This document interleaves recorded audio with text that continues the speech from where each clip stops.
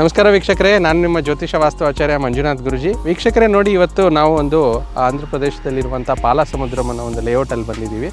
ಇವತ್ತಿನ ವಿಡಿಯೋ ನಾವು ಯಾರಿಗೆ ಅಂತಂದರೆ, ಯಾರು ಲೇಔಟಲ್ಲಿ ಸೈಟ್ನ ತೊಗೊತಾ ಇದ್ದಾರೆ ಅವ್ರಿಗಾಗಿ ಕಾನ್ಸಂಟ್ರೇಟ್ ಮಾಡಿ ಮಾಡ್ತಾಯಿದ್ದೀವಿ. ನೋಡಿ, ತುಂಬ ಜನಕ್ಕೆ ದಿಕ್ಕುಗಳ ಬಗ್ಗೆ ತುಂಬ ಕನ್ಫ್ಯೂಷನ್ಸ್ ಇರುತ್ತೆ. ಈಗ ಒಂದು ಸಿಂಪಲ್ ಉದಾಹರಣೆ ಏನಂತಂದರೆ, ಈಗ ನಾವು ಒಂದು ಸೈಟ್ನ ಎಕ್ಸ್ ಆಕ್ಸಿಸ್ ಬೈ ಆಕ್ಸಿಸ್ ಅಲ್ಲಿ ವೈಟ್ ಕಂಬ ಕಾಣಿಸ್ತಾ ಇದೆಯಲ್ಲ ಅಲ್ಲಿ, ಮತ್ತು ಈ ಕಡೆ ಕಾರ್ನರ್ ಒಂದು ವೈಟ್ ಕಂಬ ಇದೆ, ನಮ್ಮ ಕ್ಯಾಮ್ರಾದಲ್ಲಿ ನೋಡ್ತಾ ಇರ್ತೀರ. ಮತ್ತು ನಾವು ಈ ಸೈಟ್ನ ಮಧ್ಯಭಾಗ ಅಂದರೆ ಸೈಟ್ನ ಮಧ್ಯಭಾಗಕ್ಕೆ ನಾವೇನು ಹೇಳ್ತೀವಿ ಅಂದರೆ ಬ್ರಹ್ಮಸ್ಥಾನ ಅಂತ ಹೇಳ್ತೀವಿ.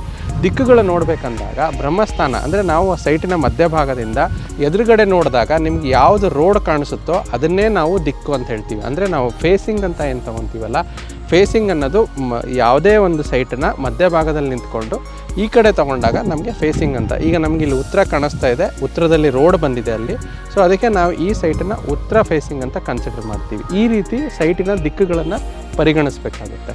ಧನ್ಯವಾದಗಳು.